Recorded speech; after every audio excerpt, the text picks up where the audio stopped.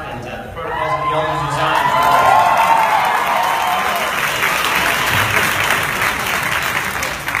Thanks so much for having me. One of the fun things about talking about what's happening on college campuses is that it's just all so stupid. It's just unbelievably stupid. I wanted to read you this beginning of this piece that my friend Christina Hoff Sommers, the factual feminist, tweeted out yesterday. This is being taught in gender studies courses, women's studies courses all over the country. It's from Rutledge. The book is Everyday Women's in Gender Studies. Okay? And the very first thing in there is called The Manly Art of Pregnancy. It starts off like this. There are many ways to go about acquiring what they call a beer belly. I chose pregnancy. Beer and wings probably would have been an easier route, but I've never been one for the easy route, and I embrace the manly art of pregnancy. I'm a short, stocky guy who over the last year has gone from chunky to having a great big gut and back to chunky again. Along the way, I've also made a baby. Well, the first thing that I thought when I read this is it must have been hell to pass that child through the urethra. And then, of course, I realized that we are talking about a biological woman that we are all supposed to pretend is actually a male. And I understand that we are in Canada, so I'm hoping to leave the country without being arrested.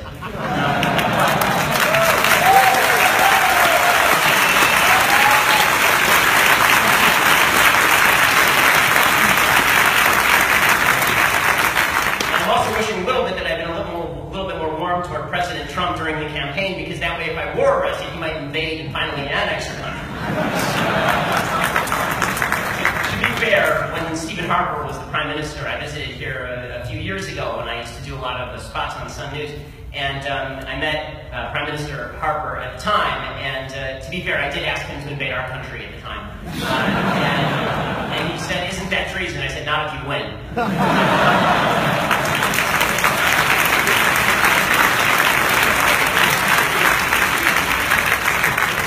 But I obviously want to talk about freedom of speech and freedom of speech on campus and freedom of speech in this country in particular. So obviously freedom of speech in your country is even more under assault than freedom of speech in our country back when we still have the First Amendment and you guys have hate speech laws. You have the Criminal Code of Canada advocating for penalties of up to 2 years in prison for inciting hatred against an identifiable group, which is insanity, since obviously there is no great legal definition of any of these terms. They're all far too broad. As a lawyer, Bill C-16 is an abomination. Bill C-16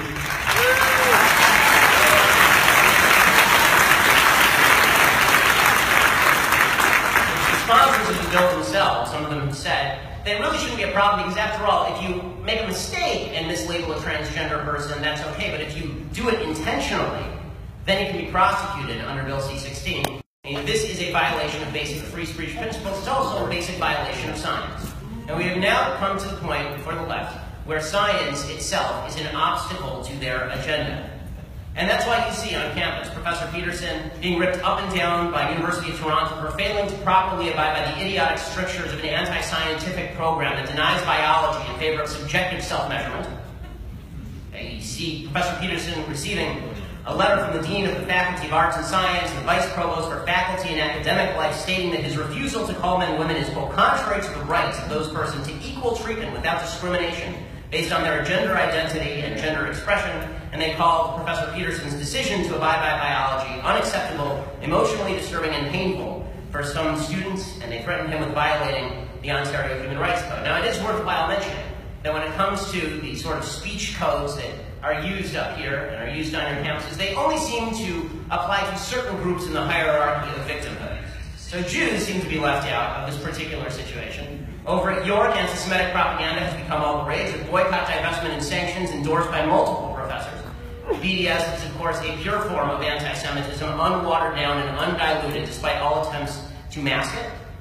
The York Federation of Students has formed an official alliance with Students Against Israeli Apartheid, and there is, of course, the mural at the Student Center that showed a Palestinian man holding rocks and gazing at a Jewish settlement.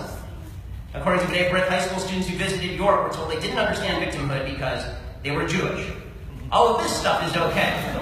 But if you say that a man is a man and a woman is a woman, and you can't magically change from one to the other, you can't just pop a man into the woman machine and they come out like a star-bellied Sneetch from Dr. Seuss. If you say that, then all of a sudden you're violating hate speech rules in this country and on your campuses. None of this is rare in America either, obviously. Americans' college campuses are experiencing exactly the same thing. There is, fortunately, in the United States, still a legal framework under which you're allowed to say essentially what you want. We'll see how long that lasts, but that seems to be a pretty strong bipartisan tradition in the United States. But on campus, that tradition has gone the way of the dodo bird. The idea that you get to say what you want and think what you want, that no longer applies on America's college campuses. And that's because America's college campuses have one abiding goal, and so does the left more broadly. The college campuses are sort of just the tip of the spear. That abiding goal is equality of outcome, not equality of rights, not equal access to opportunity, equality of outcome. That's all that matters. All that matters is that we all end up in the same place. If somebody on the left sees somebody with $5 and sees somebody with $1 in the same room, they immediately assume the person with $5 had best give a couple of bucks to the guy with $1 because he clearly somehow stole from him. Right? Equality of outcome is all that matters. Now, America's founding fathers believed in equality of rights. They believed that we are all born equal in our rights, that God has provided us with certain inalienable rights that we can't give away, and that no one else has a right to impede upon. But that's not how the left thinks. The left thinks in terms of this equality of outcome. And the problem is the real world doesn't provide equality of outcome because, number one, we all start with different capacities. Right? Some of us are smart, some of us are stupid, some of us are tall, some of us are short, some of us have logic, some of us are protesters at college campuses.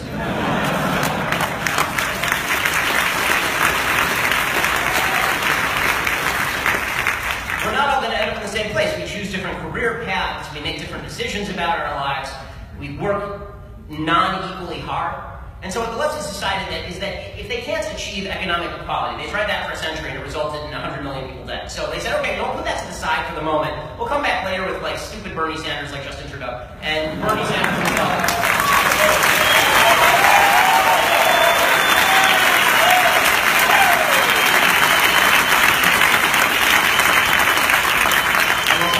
Equality, and then we'll talk about social democracy, and then eventually we'll sort of start inching our way back toward the confiscation of wealth at point of gun. But while we do that, in the short term, at least we should have equality of feelings, and that we can do immediately. We can ensure equality of feelings right now. If we can't all feel equal in our achievements, then we can at least all feel equal when it comes to our feeling of victimhood at the hands of Western civilization. And the best way to do this is to set up a hierarchy of intersectionality. A bunch of people have talked about this tonight, but really, I think people say that it's hard to distinguish what that hierarchy is. It's not hard at all. We all know it, right? I mean, if you're on a college campus, if you're living in a leftist area, you know what the hierarchy of intersectionality is. You know, the folks whose opinions mean more. At the very top are the LGBT folks, and then below that are, this is the United States version anyway, right below that are black folks, and then Hispanic folks and Native American folks, and then women, and then Asian folks, and then Jews, and then straight white guys. Right? That's basically the hierarchy of intersectionality. And the thing is that your opinion doesn't matter. All that matters is where you are on this hierarchy of intersectionality, unless you are right-winger. Then you are not even human and we don't pay attention to your opinions. But everybody else, we will accept your opinion so long as you accept the hierarchy. So if you're a straight white male and you accept that your opinion is of no value compared to anyone else on earth, then you get to be part of the club. And what's great about this is that you can tell just by looking at someone, I mean, it's a little racist, kind of sexist and a little bit classist and everything, but you know, you can tell just by looking at someone, just by just looking at them, how valuable their opinion is going to be. It doesn't matter how stupid it is. We know how valuable their opinion is going to be. In fact, if we could somehow find an LGBT, a transgender, male, lesbian, half Native American, half black, a quarter Mexican, and a little person with a disability, then that person would be able to just rule us. We could end democracy right now.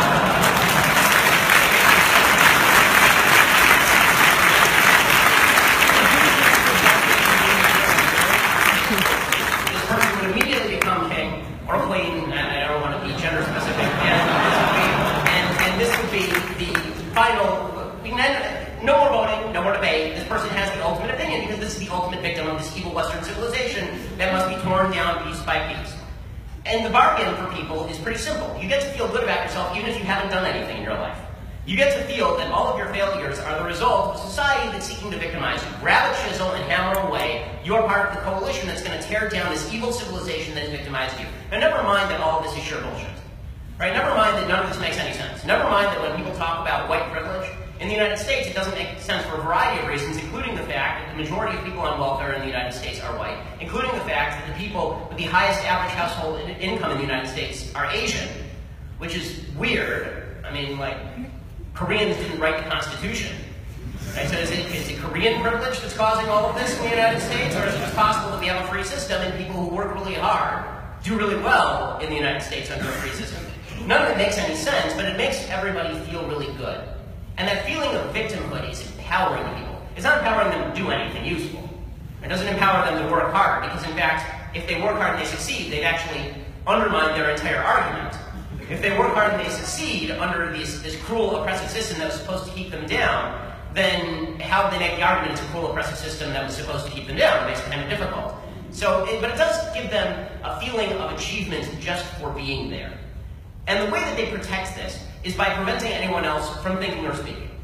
And so they use language like white privilege, and then they use the microaggression culture. Now, the microaggression culture is specifically designed to make people into mewling babies. That's what microaggression culture is designed to do. So microaggressions, as you all know, because most of you are college students, microaggressions are this idiotic notion that if someone says something to you that you find insulting, mind you, it doesn't have to actually be insulting, but you find it insulting, subjectively. Right? If you find it insulting, then you have been microaggressed. Something deeply evil has been done to you, and you have every right to be upset and angry and blame the system and cry about it. Right? That's what and we have to ban it. We have to do everything we can to wipe that out of people. We have to have diversity trainings that people must never speak. We become like a monastery from the 14th century. You just sit around and you stare at each other. But it's all pretty because it's ethnically diverse, but it's really quiet. And it's what microaggression culture is designed to do. These small actions or word choices, as Jonathan Haidt over at The Atlantic says, that seem on their face to have no malicious intent, but that are thought of as kind of violence nonetheless. Now, what's dangerous about this is not just the attempt to silence, it's the language itself. So microaggression is not just something insulting. When I was growing up, we didn't have this stupidity. I'm not that much older than you guys, but we didn't have this stupidity even 10 years before you were born. You know, we just used to call it an insult. And then we were told to grow up because people insult each other. But the microaggression language is different, because microaggression language suggests that there is an actual aggression taking place. Something aggressive has been done to you. Never mind that it wasn't purposeful. Never mind it wasn't even actually made. Never mind maybe never would happen. The bottom line is something aggressive has been done to you. And you know what aggression calls for? It calls for an aggressive response. It calls for you to shut down debate. It calls for you to storm stages. It calls for you to get violent with people.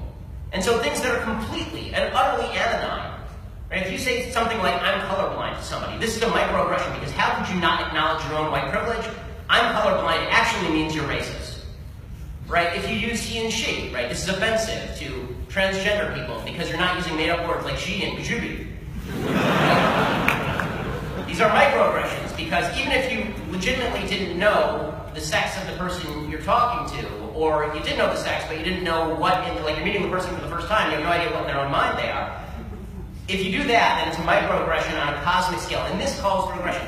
Now, and this actually resulted in violence, not just in attempts to shut down speeches, you know, by somebody who I really dislike, but has every right to speak Milo Yiannopoulos at Berkeley, or attempts to shut me down at DePaul University, or at University of Wisconsin, or at Cal State LA. It's getting to the point where it's bleeding up from the university level, higher up into sort of the leftist groupthink. The clearest example that I can think of, and also it's a personal example, happened to me when I was on CNN Headline News. So, do you guys even get CNN Headline News up here? Okay, so you get CNN Headline News, unfortunately. This entire room actually fits the viewership for CNN Headline News. So a couple of years ago, Caitlyn Jenner was all the rage in the United States. This was like the biggest story in the United States. The only thing that mattered was that Bruce Jenner, former Olympian, had declared that he was Caitlyn Jenner and was actually a woman. And ESPN decided to give Caitlyn Jenner the Hero of the Year award, which didn't make so much sense considering that some other people who could have been nominated, like Barack Obama, who had lost both legs and were running marathons. Right? You know, there were actually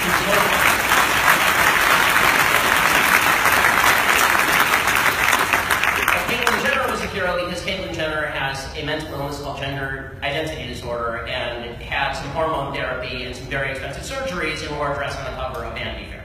So they're having this debate on CNN Headline News on Dr. Drew's show. And they called me up because I'm the only conservative in a 30-mile radius of the studios in Los Angeles. I'm actually in the phone book. It says conservative, there's just a picture of me. And they called me up and they say, can you come in and debate this issue? And I said, sure, happy to do so. And my perspective on this is quite well known. My perspective on transgenderism is the very, very tragic mental illness that affects an extraordinarily small percentage of the population. Men cannot become women, women cannot become men. And to humor the delusion that men can become women and women can become men actually harms a vulnerable population for the sole goal of making people on the left feel good about themselves. They can feel like they're participating in a new civil rights movement, but there's no evidence whatsoever that the attempt to treat men as women and women as men does anything but confuse small children, lock small children who are gender confused into something that 80% of them grow out of, and undermines important notions of what sex is in a society.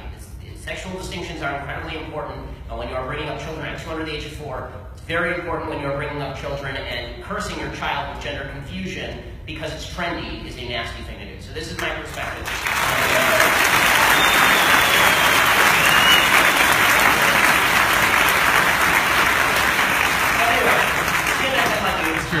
Is very excited. So they call me in, and they say, the first thing, I should have gotten the notice that this was not going to go well. When the producer sat me down, he goes, so I used to produce for Jerry Springer. And I said, okay. He said, and by the way, we here at CNN Headline News have no ratings. I said, yes, I'm aware. And he said, well, we're trying to get Dr. Drew's ratings up, and so we really want someone in here with a different point of view to speak his mind.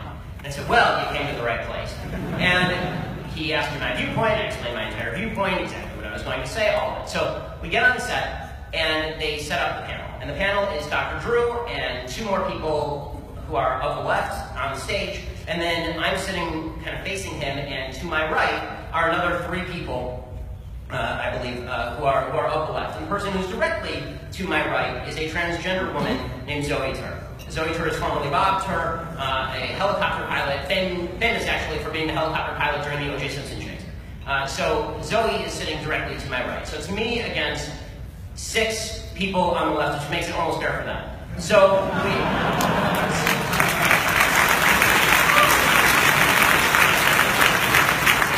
we start the debate, and the very first thing that happens is everybody just rushes to demonstrate how tolerant they are by explaining how heroic Caitlyn Jenner is, right? How heroic is Caitlyn Jenner? Is Caitlyn Jenner as heroic as the men who stormed Normandy, or is Caitlyn Jenner as heroic as the men, as heroic as the black soldiers who are fighting in the Civil War? Is Caitlyn Jenner the heroic person of the year, or the most heroic person ever? Is Caitlyn Jenner the second coming of Jesus? What is Caitlyn Jenner? Caitlyn Jenner, honorary burial spot at Arlington National Cemetery, or direct elevation to heaven with Elijah's chariot? Like, this was the actual debate. And so I'm sitting there and I'm minding my own business because it's going on and on. And finally, Dr. Drew turns to me and he says, well then, what do you think? And I said, I don't understand why we as a society are humoring delusion. And at this point, the transgender woman sitting next to me, Zoe, turns to me and says, you don't know anything about biology, little boy.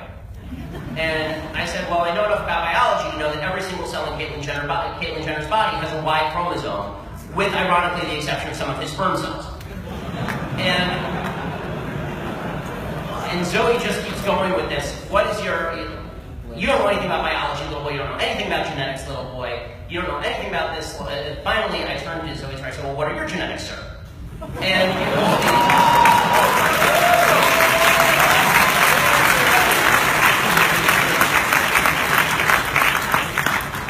And this is where the story actually gets weird. So it hasn't been weird up to now, but now it gets weird. So Zoe turns to me and grabs me by the back of the neck on national TV. You can find this on YouTube. It's interesting. And Zoe grabs me by the back of the neck on national TV and says, if you don't cut that out, I'll send you home in an ambulance. Yeah. And honestly, God, the first thing that went through my mind was, that doesn't even make sense. You don't go home in an ambulance.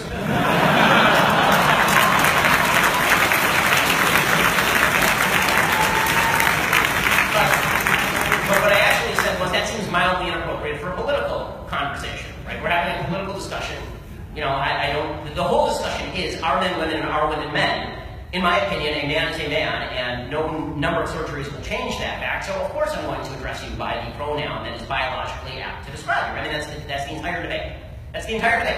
And I'm not going to let you hide behind your self-perceived identity to derail the debate. Right? Because this is the way that these debates usually go, is that you say what I've said, and then somebody says, well, I'm transgender, and I'm like, this is supposed to change your entire worldview.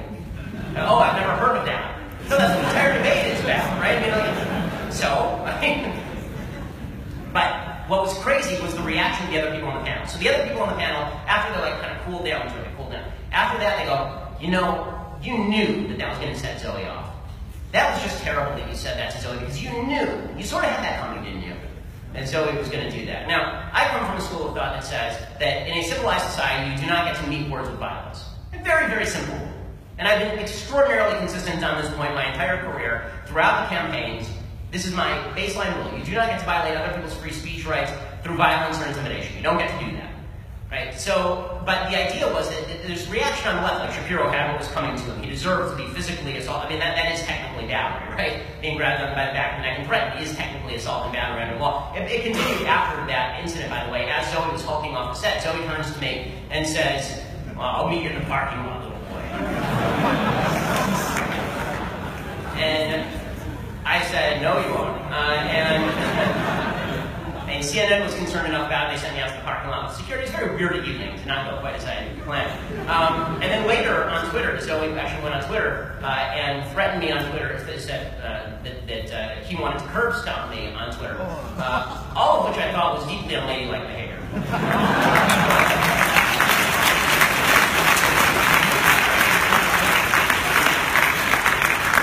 The point here is that these are actually crucial debates, and the left tries to shut them down by focusing on the language. One of the other panelists said, well, you're insulting to the pronouns. And I said, well, I can't really be insulting to the pronouns, since the pronouns aren't human and have no feelings.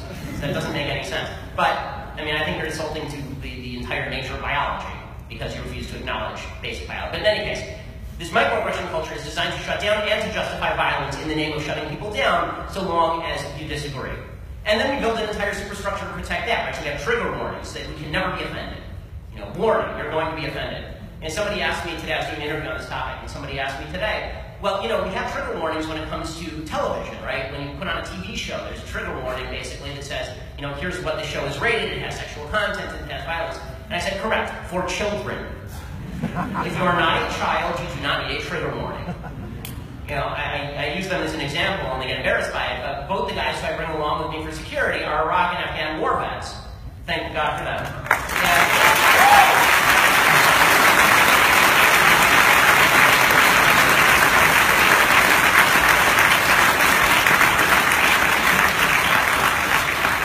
And they never received trigger warnings when people were legitimately shooting bullets at them. So if you are being triggered by a Mark Twain book, let me suggest that you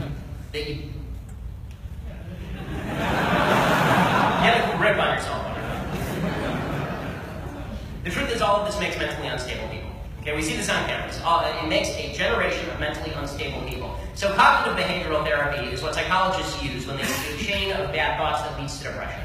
When somebody is depressed, usually the reason for that is something set them off, and then they have a chain of thoughts. They catastrophize, they blow it out of proportion, they attribute motives to people that weren't actually there in the first place, and then they blow it up into depression. So a cognitive behavioral therapy, which has been shown by a clinical study to be basically the only form of therapy that is truly effective, what that does, it says, okay, let's stop your chain of thought right here. Why are you upset? Is it legitimate for you to be upset? Should you be upset? Are you catastrophizing? Are you attributing motives to somebody that don't exist? Are you attributing, you know, are you trying to suggest that something bad is happening when nothing bad is happening?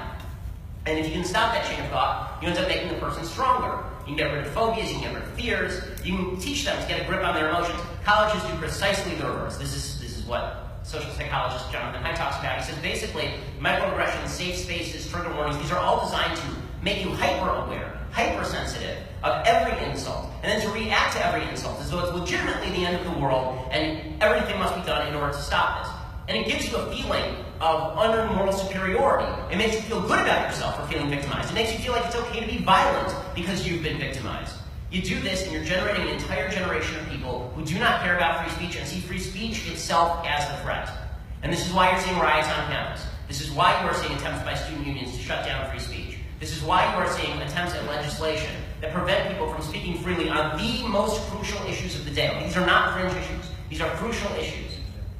And people on the left like say, well, what does it matter to you whether you use a pronoun here or there? And the answer is, it matters to me that you are forcing me to use a pronoun here or there.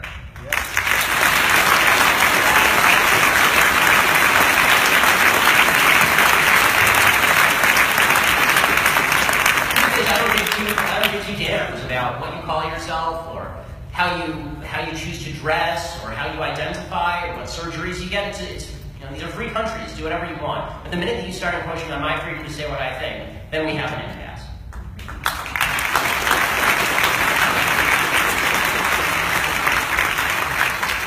Western civilization is built on the notion that you as an individual have inherent value, and that value is enshrined in my inability to invade your rights. You are all made in the image of God. We're all made in the image of God. Agree or disagree with that premise. My belief is the belief of the founding fathers in the United States, the belief of the founding fathers of Western civilization. You know, all secular humanists can talk about their system of values. Their system of values is built on an enlightenment that is built on the foundation stones of Judeo-Christian values. End of story. Okay, without those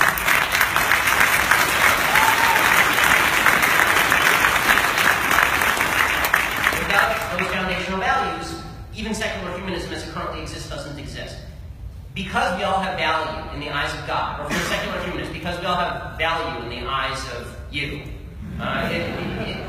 Because we all have value, I think we can all agree on this in individualistic Western societies. Because we all have value, you do not have the right to quash my free speech. And we have to fight back against this every way that we can. And that means saying things that are true even if they offend. It means refusing to bow to politically correct pressure just so we can go to the good parties. It means that we have to stand up, even on unpopular issues, and even when we are defending unpopular views. It used to be the preserve of the left to say, well, you know, I hate what you're saying, but I'll fight and die for your right to say it. But the left has completely abandoned it. Now it's, I hate what you're saying, I'll kill you for your right to say it. It's our job to pick up that mantle, because that was always the mantle that we were all supposed to agree upon. And if we can't bring back that mantle, if we can't bring back free speech at the universities, we'll lose more than the universities. We will lose the entire Western civilization upon which we base our prosperity and our happiness. And we can fight back, because the truth is, the only weapons they have in their arsenal are insulting characterizations of you. Right? Just the racist, sexist, bigot, homophobe crap. That's all they've got, is just shouting at you, you're a racist, sexist, bigot, homophobe. When you realize, for 5 seconds, that that is all a chimera, that that is all just a phantom, it doesn't exist, and you walk right through it, as my mentor, Andrew Breitbart said, you walk toward the fire, you realize the fire doesn't burn. Because them calling you a racist when you're not a racist is the same as them calling you a porcupine when you're not a porcupine. It's just silly. We can stand up for ourselves, we can stand up for conservative values, and we can stand up for rights that even the left enjoys, in spite of their own attempts to destroy those values. All we have to do is stand together and stand strong. Thanks so much. Happy to take your questions.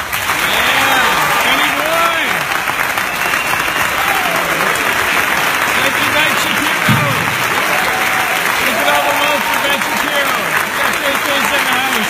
We got Faith Colby. We got Jordan Peterson.